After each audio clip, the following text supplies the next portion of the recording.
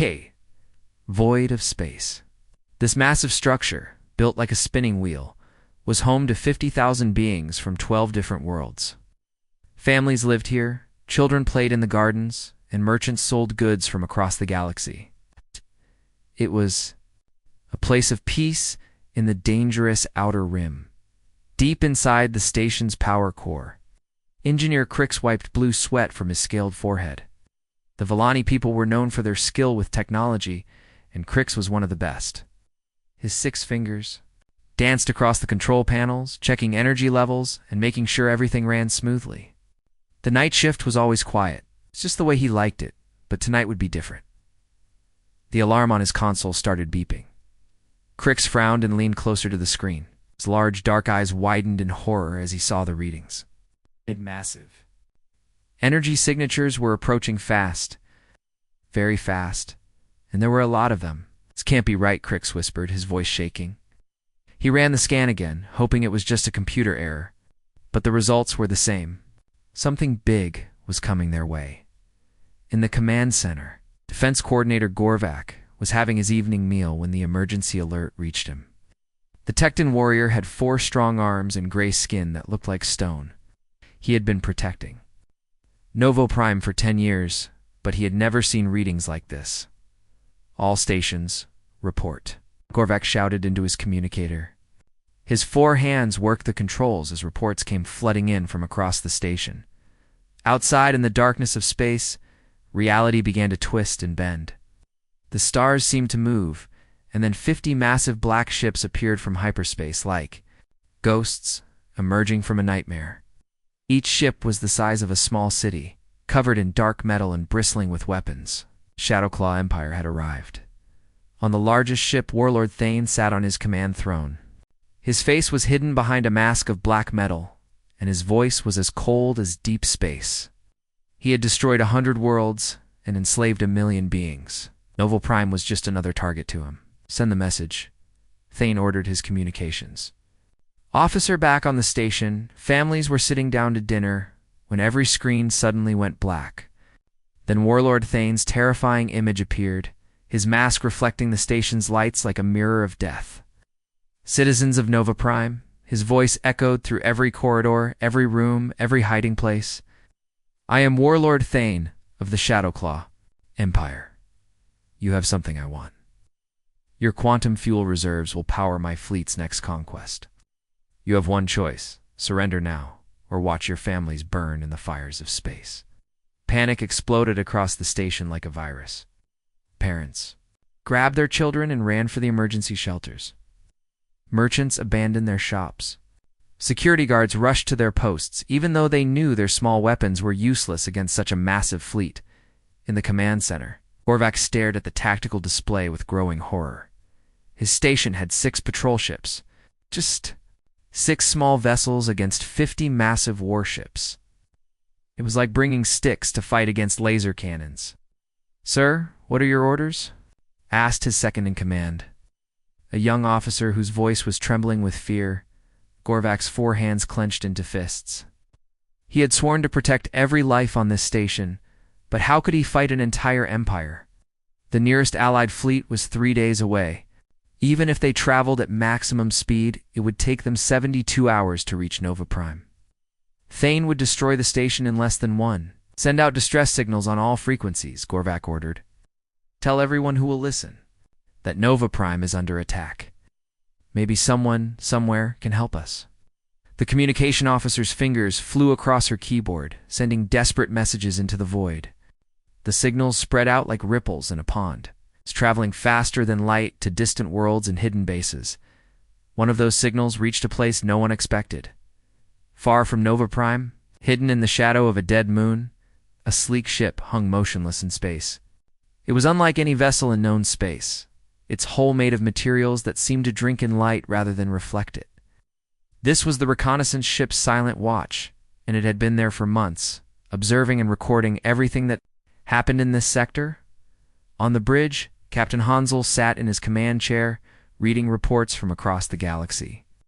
He was a young man with sharp eyes and black hair, wearing a uniform that no one in this part of space had ever seen. Bind. His crew of 20 worked quietly at their stations, monitoring signals and watching for threats. Captain called out Communications Officer So Young, her voice cutting through the bridge's quiet hum. "I'm picking up a distress signal from Novo Prime Station. They're under attack by the Shadowclaw Empire." Hansal's expression hardened. He had been watching this sector for 6 months, learning about the peaceful beings who lived here. He had seen families playing in the station's parks, children learning in schools, old friends meeting in cafes. These people deserved protection. "How long until we can reach them?" he asked. 2 hours at maximum speed, sir." Hansel stood up from his chair, his decision made. For 50 years, humanity had watched from the shadows, learning about the galaxy and its peoples. They had seen empires rise and fall, witnessed countless wars, and always remained hidden.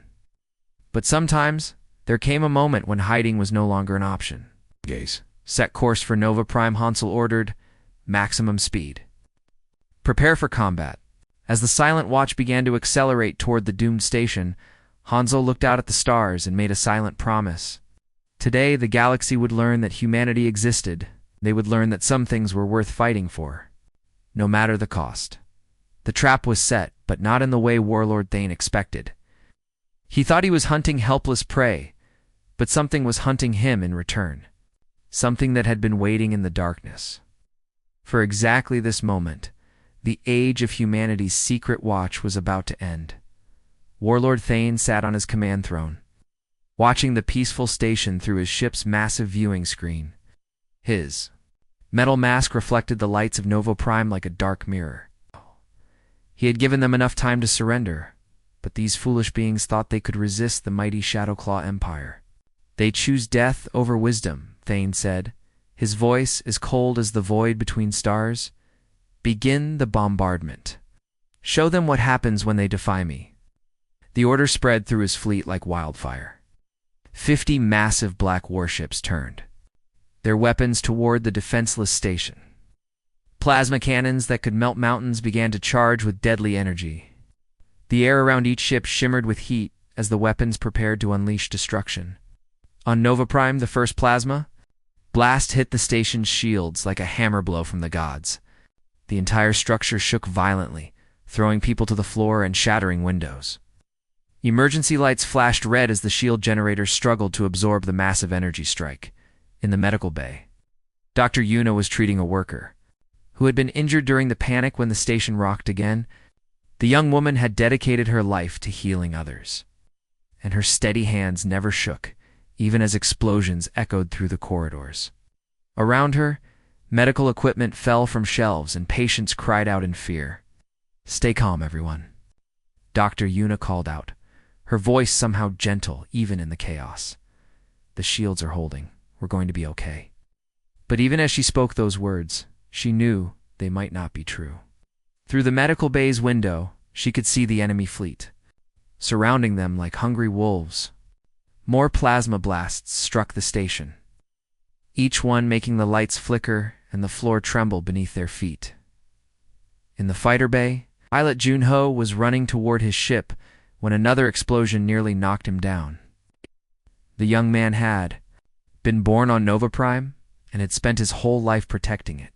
His fighter was small and fast, painted blue and silver like his home world sky. Wasn't much against an Empire's fleet, but it was all he had. "All pilots, this is command." Gorvak's voice crackled over the communication system. "Launch immediately. We need to buy time for the evacuations." Junho climbed into his cockpit and started the engines. Around him, 5 other pilots were doing the same thing. They all knew this was a suicide mission, but none of them hesitated. These were their families on the station, their friends, their home.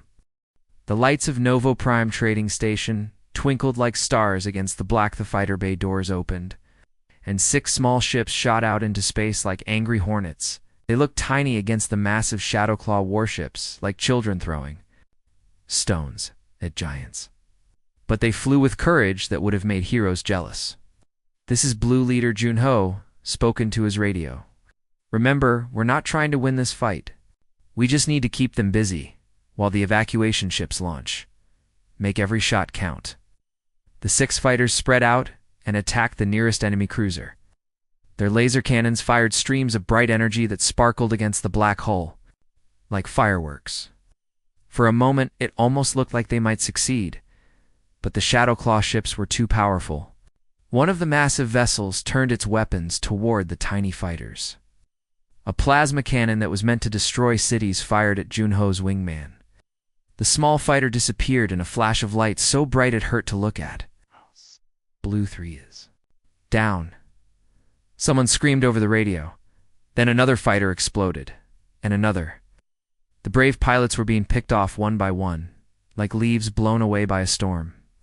Their sacrifice was buying time, but at a terrible cost. Down in the emergency, shelters, families, huddled together in fear. Essa, a young Villani mother with beautiful blue skin, held her 3-year-old daughter close to her chest. The little girl was crying as the explosions got louder and the lights kept going out. "Mommy, I'm scared," the child whispered. "I know, sweetie," Essa said, trying to keep her voice steady. "But the brave pilots are protecting us. Everything will be okay." But as she spoke, the shelter's lights went out completely. Emergency power kicked in a few seconds later, bathing everything in a red glow that made everyone look like ghosts. Children started crying louder. Parents whispered prayers to gods, who seemed too far away to hear, in the command center. Gorvak faced the hardest decision of his life. His forearms worked the controls as he watched his station's shields failing. The defense grid was down to 30% power. The fighter squadron was almost gone. They had minutes, maybe less, before the shields collapsed completely. "Sir," his communications officer said, her voice breaking with emotion, "the evacuation pods are ready, but the enemy has us surrounded. They'll shoot down anything that tries to leave." Gorvak closed his eyes and felt the weight of 50,000 lives pressing down on him. He was a warrior, trained to fight and die if necessary. But these were families, children, innocent people who had never hurt anyone. How could he send them out to die? "Launch the pods anyway," he ordered, his voice heavy with grief. "Some might make it through, we have to try." Out in space, Junho's fighter was badly damaged, but still flying. He had watched 4 of his friends die, their ships turned to burning metal and vapor. Only he and one other pilot were left facing an entire fleet. "Blue Leader, this is command." Gorvak's voice came through his radio. "The evacuation pods are launching. Can you provide cover?" Junho looked at his damaged controls and his nearly empty fuel tank. His sister Myra worked in the station's school, probably helping evacuate children right now. He thought about her smile, her laugh, the way she always believed in him, even when he made mistakes. "Copy that, command," Junho replied. "We'll do what we can." But as he spoke, 3 Shadowclaw fighters appeared behind him. Their weapons fired, and Junho felt his ship coming apart around him. Systems failed, alarms screamed, and he knew he had only seconds left. With his last breath, he opened his radio one final time. "Mira, if you can hear this, I want you to know I'm proud to be your brother. Tell everyone that we didn't die for nothing. Someday, someone will remember what happened here. Someone will make them pay." His ship exploded in a ball of fire that lit up the darkness for just a moment before fading away, far away in the black void of space. Captain Hansal stood on his bridge, watching the tactical display. The Silent Watch was traveling faster than any ship should be able to go, but they were still 2 hours away from Nova Prime. Could see the battle raging on his sensors, could watch the brave defenders dying one by one. "Can we go any faster?" he asked his engineer. "The engines are already at 110%, Captain. Any more, and we risk a core breach." Hansal clenched his fists in frustration. Every second they delayed meant more innocent people would die. The galaxy was about to witness something it had never seen before. But first, they had to survive long enough to see it. The darkness between the stars had never seemed so cold or so vast. The heart of Nova Prime Station was dying. Deep in the reactor core, warning lights flashed red as the massive fusion generators struggled to keep working. The relentless bombardment from the Shadowclaw fleet had damaged critical systems. And now the station's main power source was failing. Sparks flew from control panels as automated systems tried desperately to prevent a complete meltdown. Engineer Crix worked frantically at the reactor controls, his blue hands moving faster than ever before. Sweat poured down his scaled face as he rerouted power and bypassed damaged circuits. He knew that if the reactor failed completely, the station would lose life support within minutes. 50,000 people would suffocate in the cold darkness of space. "Come on, hold together," Crix whispered to the machines around him. "Just a little longer." But even as he worked, he could hear something that made his blood turn to ice. Metal was tearing somewhere in the station's outer hull. The Shadowclaw Empire wasn't content to just destroy Nova Prime from the outside. They were coming inside. Boarding pods struck the station like giant metal fists, punching through the hull and sealing themselves to create airlocks. From each pod came a squad of cybernetic soldiers, half-machine creatures with glowing red eyes and weapons grafted directly to their arms. They moved through the corridors like a plague of metal death, killing anyone who stood in their way. Security Chief Taman heard the breach alarms and grabbed his weapon. He was a tough man who had served in 3 wars before coming to Nova Prime, but he had never faced enemies like these. The cybernetic soldiers didn't feel pain, didn't show mercy, and never retreated. They were the perfect killing machines. "We have multiple hull breaches on levels 7 through 12. The enemy is inside the station. Form defensive positions and protect the civilians at all costs." Taman reached the first battle zone just as his security officers opened fire on a squad of cybernetic soldiers. The defenders used whatever they could find as weapons. Maintenance tools, kitchen knives, even broken pieces of metal became instruments of desperate resistance. They knew the layout of their home better than the invaders, using service tunnels and hidden passages to strike and fade away. But for every cybernetic soldier they destroyed, 2 more seemed to take its place. The battle was moving deeper into the station. It's getting closer to the shelters where the families were hiding, in the medical bay. Dr. Yuna was treating wounded defenders when she noticed something strange. Those cybernetic soldiers weren't just killing randomly. They seemed to be moving toward a specific target, following a path that led directly to the station's central computer core. "That's odd," she muttered, looking at the tactical display on her medical scanner. "Why would they want the computer systems?" Her question was answered when she accessed the station's security cameras. Through the electronic eyes scattered throughout Nova Prime, she watched in horror as the cybernetic soldiers reached the AI center.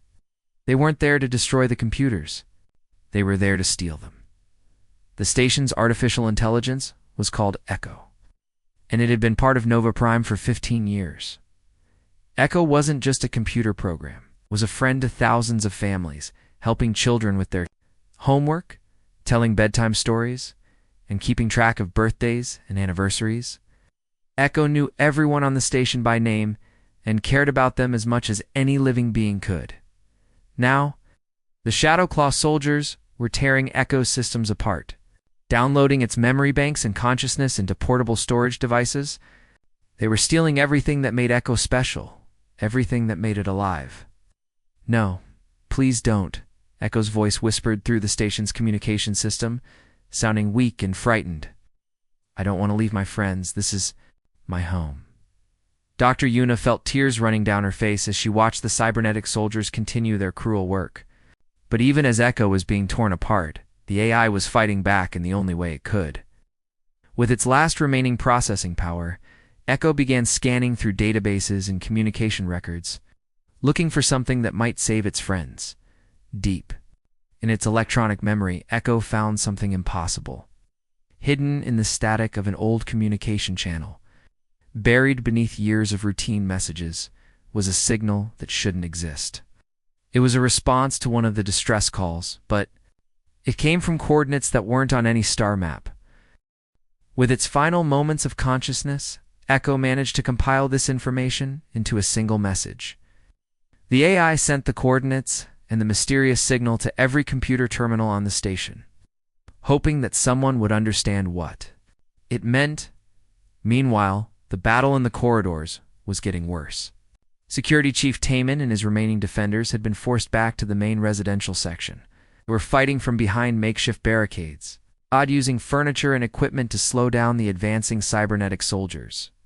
"Chief, we can't hold this position much longer," one of his officers called out, firing her weapon at a group of mechanical enemies. "They're too strong, and we're running out of ammunition." Taman looked around at his brave defenders. These weren't professional soldiers.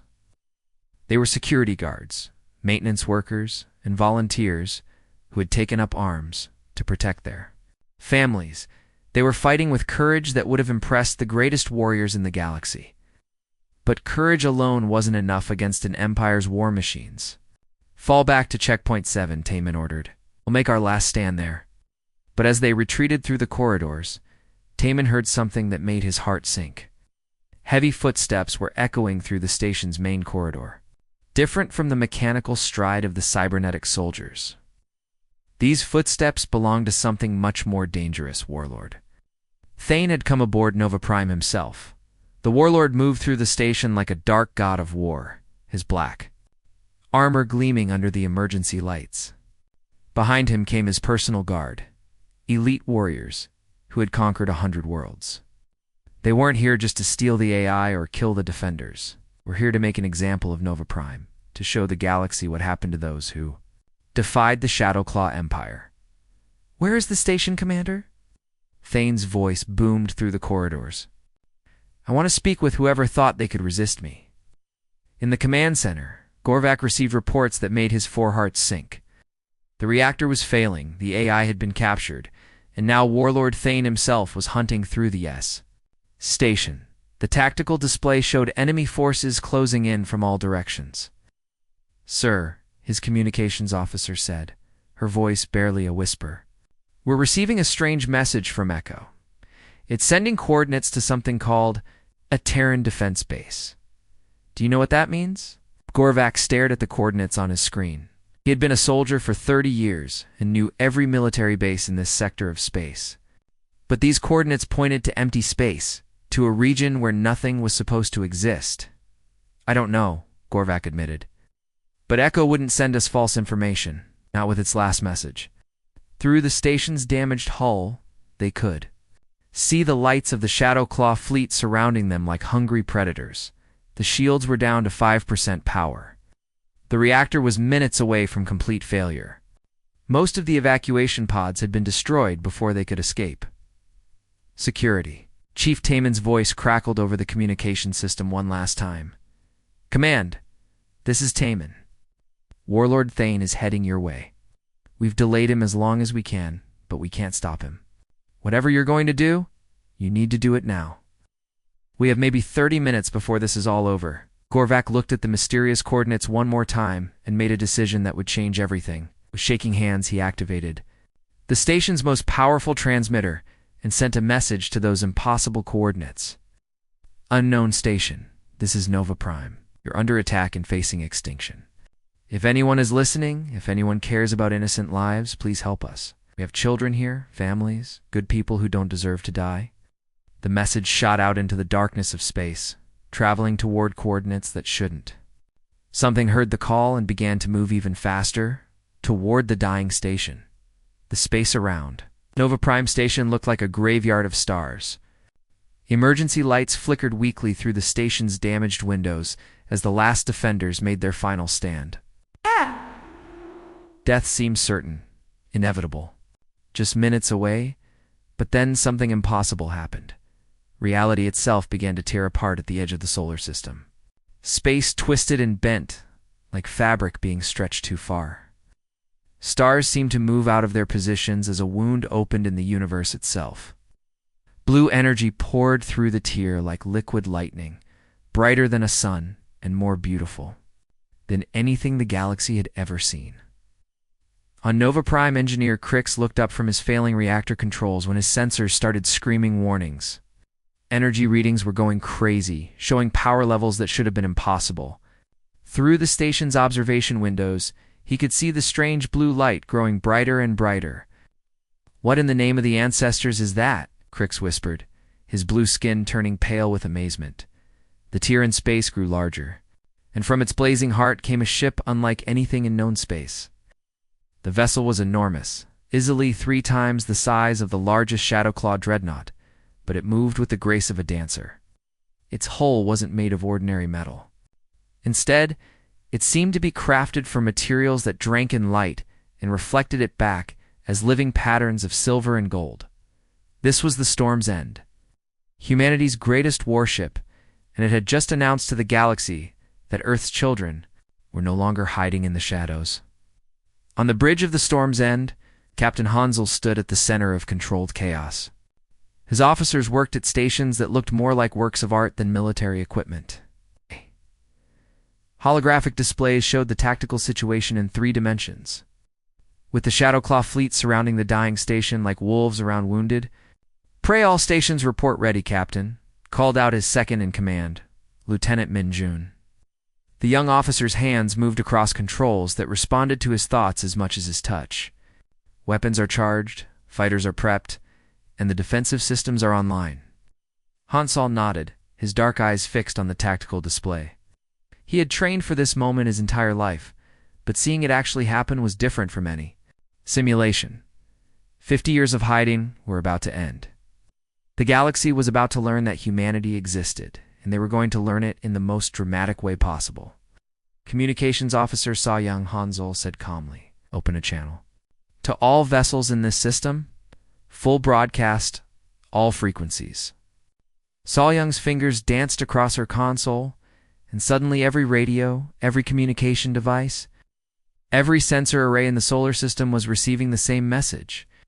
Her voice, clear and strong, cut through the static of battle like a sword, through silk. "Shadowclaw Empire vessels, this is Terran Defense Command. Ship Storm's End, you have violated the protection protocols established by the Human Federation. You have attacked innocent civilians under our protection. Withdraw immediately or face the consequences of your actions." On the bridge of his flagship, Warlord Thane heard the message and began to laugh. The sound was like metal scraping against stone, cold and cruel. He had conquered 100 worlds and destroyed 1,000 ships. Thane said, his voice dripping with mockery. "I've never heard of these humans before. They must be a new species, too stupid to know their place in the galaxy." He turned to his weapons officer, a cybernetic creature with glowing red eyes. "Destroy that ship. Show them what happens to those who dare challenge the Shadowclaw Empire." 20 of the nearest Shadowclaw vessels turned their massive plasma cannons toward the Storm's End. These weapons could reduce planets to molten rock, and they all fired at once. Beams of superheated energy that could melt mountains streaked across space toward the human ship. But something incredible happened. Instead, it moved in ways that shouldn't have been possible. The ship seemed to flow through space like water, bending and twisting around the plasma beams as if it were dancing with them. Its hull shimmered and changed, adapting to each attack like living metal. "Impossible," Warlord Thane whispered, his laughter dying in his throat. "No ship can move like that." On the human ship's bridge, pilot Jinwoo was connected to the Storm's End's navigation systems through a neural link. His thoughts became the ship's movements. His reflexes became its reactions. He could feel every bolt of enemy fire as if it were aimed at his own body, and he moved the massive vessel as easily as he might move his own hand. "Evasive maneuver successful," Captain Jinwoo reported, though sweat was beading on his forehead from the mental strain. "The ship's adaptive armor is holding perfectly. They can't touch us." Saul watched the tactical display as his ship danced through the enemy fire like a leaf in the wind. But he hadn't come here just to show off. These people had attacked innocent families, had tried to destroy everything the people of Novoprime held dear. That was unforgivable. Weapons Officer Hyjin Hansel said quietly, "Target the 3 closest destroyers. Single shot, maximum power." Hyjin's hands moved across her console, and deep in the Storm's End's hull, weapons that had never been seen before began to charge. The ship's main cannon wasn't just a weapon. It was a concentrated piece of a star, contained and focused into a beam of pure destruction. The human ship fired once, a lance of brilliant white energy erupted from the Storm's End's forward weapons array. The beam was so bright it turned the darkness of space into day, so powerful it made the fabric of reality tremble. It struck the first Shadowclaw destroyer and passed through it like light through glass, then continued to the second ship, and then the third, in less than 2 seconds. 3 massive warships that had terrorized a dozen worlds simply ceased to exist. They didn't explode or burn. They were just gone, turned into atoms that scattered like dust in the solar wind. The Shadowclaw fleet stopped firing. For the first time in the Empire's long history of conquest, they faced an enemy that was more powerful than they were. Silence that followed was deeper than the void between stars. But the storm's end wasn't finished. As Warlord Thane watched in growing horror, the human ship began to change. Panels in its hull slid open to reveal weapon bays that had been hidden from view. The ship's sleek form transformed into something that looked like a fortress made of stars bristling with guns and missile launchers and devices that defied understanding. Fighter launch sequence initiated, Jinwoo announced, his hands moving across the pilot controls. All squadrons ready for deployment. From the Storm's End's hidden bays came a swarm of smaller craft unlike anything the galaxy had ever seen. These weren't ordinary fighters piloted by living beings. They were drones controlled by the ship's artificial intelligence, moving with perfect coordination and impossible precision. Each one was a tiny miracle of human engineering, fast enough to dance between laser bolts and smart enough to predict their enemies. Movements, the drone fighters spread out like a school of metal fish, their formations flowing and changing as they moved toward the Shadowclaw fleet. Their weapons were smaller than those on the main ship, but they fired with the accuracy of surgeons and the speed of lightning. On Novo Prime Station, the survivors pressed their faces against the windows and watched in amazement as the battle unfolded. They had given up hope, had prepared to die with dignity, but now they were witnessing something that looked like magic. Were these humans? Dr. Yuna whispered, watching the impossible ship dance through space. Where did they come from? Engineer. Crix was running diagnostics on the mysterious coordinates that Echo had sent them. His computer finally found a match in the deepest archives of galactic history. The coordinates pointed to a region of space that had been marked as empty for thousands of years, but the old records showed something different. Sol System, Crix read from his ancient star charts. Third planet, Earth. But that's impossible. That system was surveyed centuries ago. There was nothing there but primitive plants and animals. As he spoke, the Storm's End completed its transformation and began its attack on the Shadowclaw fleet in earnest. The ship moved through space like a god of war, its weapons turning the darkness bright with the fire of justice. Each shot was perfectly aimed, each movement perfectly timed. The age of human secrecy was ending. And it was ending with thunder that would echo across the galaxy for 1,000 years. Retry Claude can. Make mistakes. Please double-check responses. The moment the Storm's End dropped out of hyperspace, the very fabric of reality seemed to shiver. The massive human vessel materialized like a predator emerging from the depths, its hull gleaming with an otherworldly light that made the hardened Shadowclaw warriors instinctively step back from their sensor displays. This wasn't the primitive craft they had expected. This was something that defied everything they understood about physics and engineering. Warlord Thane, Supreme Commander of the Shadowclaw fleet, felt his first tremor of doubt as he stared at the tactical display. His forces had conquered 17 star systems, crushed the navies of 6 different civilizations, and earned a reputation that made entire species flee at the mention of their name. Yet something about this single human ship made his battle hardened. Instincts scream warnings he couldn't ignore. All units maintain formation, he ordered, his voice carrying the authority of someone who had never lost a battle. It's just one ship. Concentrate all fire on that vessel and turn it into cosmic dust. The Shadowclaw fleet responded with the coordinated precision that had made them the galaxy's most feared raiders. 97 warships opened fire simultaneously, unleashing enough destructive energy to crack a moon in half. The space between the fleets lit up with brilliant streams of plasma, quantum torpedoes, and exotic matter weapons that could tear apart matter at the molecular level. What happened next would be talked about in taverns and military academies. Across the galaxy for generations to come, the storms. N didn't dodge the incoming fire, it simply wasn't there when the weapons arrived. The ship seemed to exist in multiple places simultaneously, its image flickering and shifting like a mirage. When the bombardment ended, the human vessel hung in space, completely unharmed, as if the devastating attack had passed through empty space. "Impossible," breathed Thane's tactical officer, his scaled hands trembling as he worked his controls. "Our sensors show direct hits, but there's no damage. It's like they're not entirely real." Inside the Storm's End, Engineer Hyjin worked with the calm focus of someone who had trained for this moment her entire life. Her hands moved across control panels that seemed to pulse with their own inner light, channeling energy through conduits that resembled living veins more than traditional ship systems. The power flowing through the vessel wasn't just electricity, it was something far more fundamental. Drawn from the quantum foam that underlied reality itself. "All systems optimal, Captain," she reported, her voice steady despite the incredible forces she was managing. "We're running at 60% capacity. Ship can handle much more than this." Captain Hansal nodded, his expression grim but determined.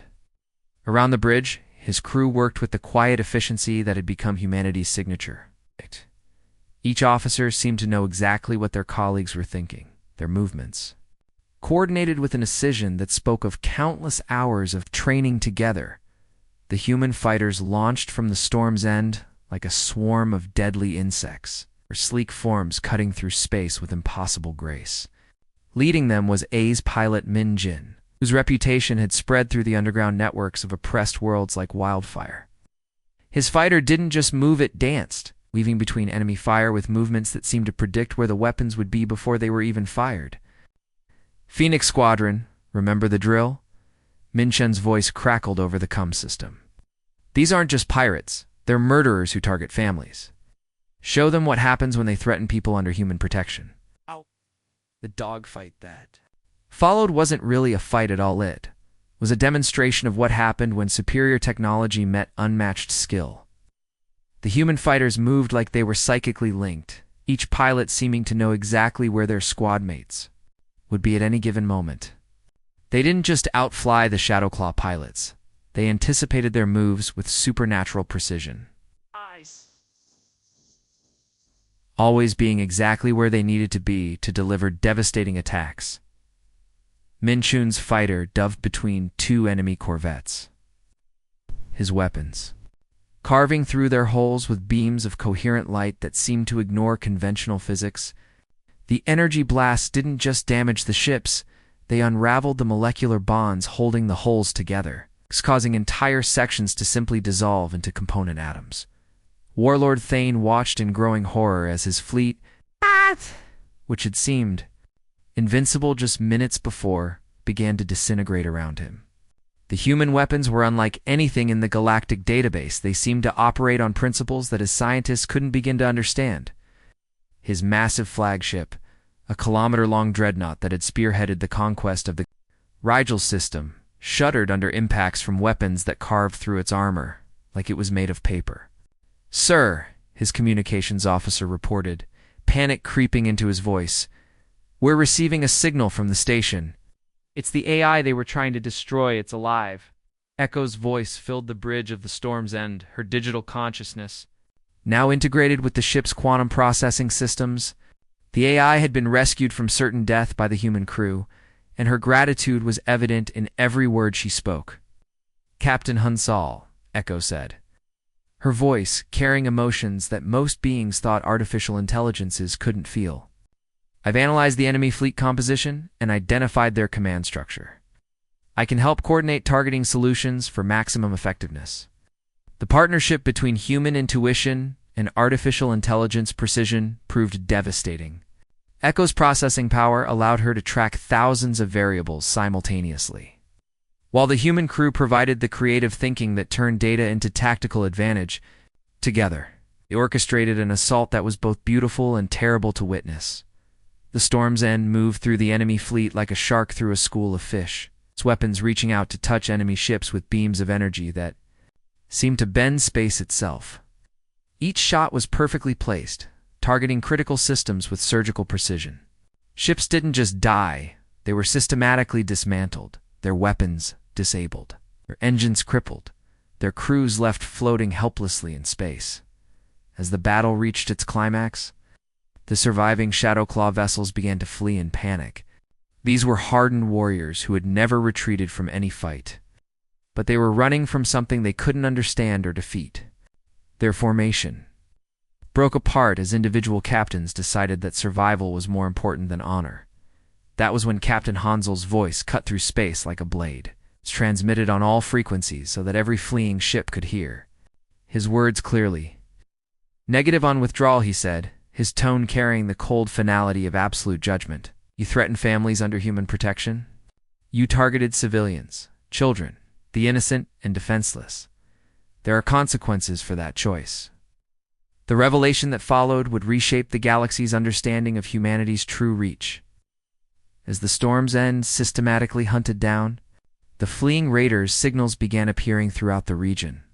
Human ships, dozens of them, emerged from concealment in asteroid fields behind moons. Within nebulae, where they had been waiting and watching, Echo's voice filled the communication. Channels her words reaching every surviving Shadowclaw warrior. "For your information, humans have been secretly protecting 47 star systems in this sector. They have been watching, learning, preparing. We're not the first raiders to threaten their protected worlds, and you will not be the last. To discover what happens when you do, the underdog species that the galaxy had dismissed as newcomers had been playing a much longer game than anyone realized. While other civilizations had been focused on their own territories, humans had quietly extended their protection to worlds that couldn't defend themselves. They had become the guardians that oppressed peoples prayed for, the shadows that watched. Over the innocent, Warlord Thane, trapped in his crippled flagship, stared at the tactical display showing human ships emerging from dozens of hiding places. His career of conquest and terror was ending not with a glorious battle, but with the realization that he had been outmaneuvered by a species he had never bothered to understand. The storm had come. It wore a human face. Part 6. The New Dawn. The silence that followed the battle was more profound than any sound. Where moments before space had been filled with the thunderous roar of weapons and the screams of dying ships, now there was only the gentle hum of rescue operations and the quiet weeping of survivors, who had never expected to see another dawn. Dr. Sung-Ho moved through the damaged station with the focused intensity of someone who had spent decades perfecting the art of healing. His medical team, all volunteers from Earth's most advanced hospitals, worked alongside him with equipment that seemed to blur the line between science and magic. Injuries that would have been fatal just hours before were being treated with devices that rebuilt damaged tissue at the cellular level. The neural trauma is severe, Dr. Sung-Ho explained to his team as they worked on a young Altarian whose family had been caught in the crossfire. The psychological wounds from watching his parents die will take time to heal, but his body will be whole again within the hour. The human medical technology was unlike anything the station's residents had ever seen. Broken bones mended themselves under the touch of regeneration fields. Burns that should have left permanent scars faded away as if they had never existed. Most remarkably, the humans seemed to heal not just bodies, but spirits. Their presence bringing hope to beings who had lost everything. Captain Hansel walked through the station's corridors, his footsteps echoing in spaces that had been filled with terror. Just hours before, he was younger than most of the survivors had expected, perhaps 30 years old, with the kind of quiet confidence that came from facing impossible odds and emerging victorious. His uniform was simple, almost understated, but something in his bearing marked him as someone who had earned his authority through actions rather than politics. Captain called out Vex, the Altarian engineer who had sent the original distress signal. "We don't know how to thank you, my family. My children, they're alive because of what you did." Hansel paused, his expression softening as he looked at the alien father who was clutching his daughter close. "You don't need to thank us," he said quietly. "Protecting families is what we do. It's who we are." The answer puzzled many of the survivors. They had grown up in a galaxy where power was used for conquest, where the strong preyed upon the weak, where mercy was seen as weakness. The idea that an entire species would risk everything to protect strangers was so foreign that many couldn't quite process it. Communications officer So-young coordinated the arrival of additional human vessels from her.